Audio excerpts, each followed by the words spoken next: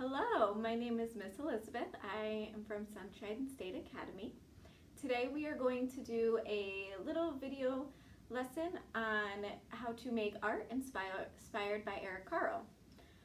So if you are not familiar with Eric Carle, he makes his paper in a very unique way. And he uses his paper to make very, very intricate pictures. So I'm going to go over his process and show you how you can do this at home. What you are going to need is you are going to need paper, some paint, any colors that you would like, and different textured materials that you can paint with. So I have a few examples of different materials that I've used in the past to make this kind of paper. So some things you can use: a popsicle stick. Pipe cleaner has a very unique texture. Rocks, shells, they're bumpy. Some shells have lines. They can make a really great print on the paper as well. Of course, you can use paintbrushes, big or small. You can use things like feathers, pom-poms, sponges. This sponge has two different textures that you can use. Dinosaurs, animals, toy cars, those are really fun to drive through the paint and see the track marks. So you can use any materials around your house or from nature that you can find to make different textures on the paper. So for this paper, we literally just took the materials, we mixed up the paint colors we wanted, and we painted the paper. So you can see here some of the drawing marks. This was probably either somebody's finger or a popsicle stick to draw the different lines and textures. Here, it might be hard to see, but there's a really small sponge texture to it. Here we have paintbrush and sponge, and that's the really cool thing about this process is you can mix different textures.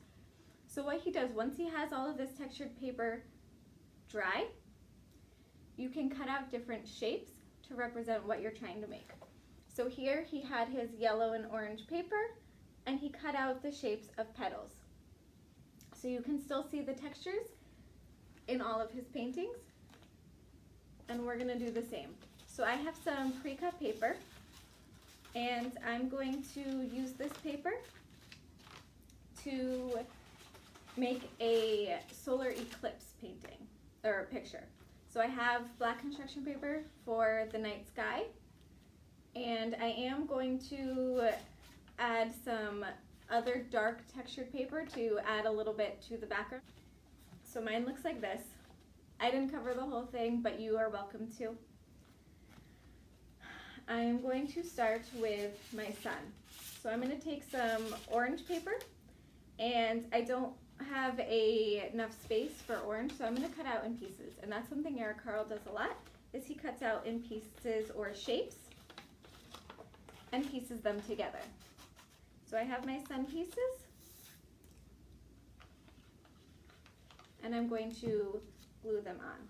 So for the solar eclipse, for those of you who may not know what I'm talking about, it's when the sun and the moon come in line between the earth. So the moon is in between the earth and the sun. So all the way on one side of my paper, I am going to put my sun. There you go, there's my sun. You can make it wavy, you can make it have points, however you are like. For me today, I'm going to do a circle. Now we're going to do the earth on the opposite end. I'll do the moon in the middle last. So I have some blue-green textured paper, and I'm going to cut out a smaller circle because, as we know, the earth is a lot smaller than the sun. So I have my earth here, and I'm just going to stick that in line, but on the opposite end of the paper.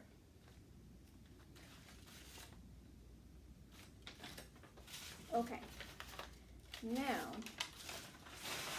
we have our earth and our sun.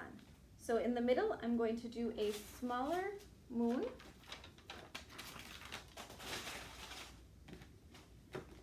And I'm going to do it on this paper, which has some sponge prints, but also some different little circles of different colors. So I'm going to use this for my moon, and I'm going to make it even smaller than my Earth. The moon is the smallest of the three.